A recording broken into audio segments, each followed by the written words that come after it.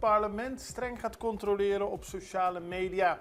Dat heeft Ramon Jong gezegd. Hij is vicevoorzitter van het parlement en hij reageerde op het feit dat er in de afgelopen periode, vooral tijdens live-uitzendingen, allemaal opmerkingen worden gemaakt op de sociale media die eigenlijk niet passend zijn.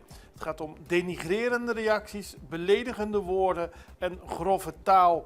En Jong die laat dan extra weten dat er in het verleden al vaker zaken zijn weggehaald die te ver gingen. Of dat discussies die werden gevoerd ongepast waren.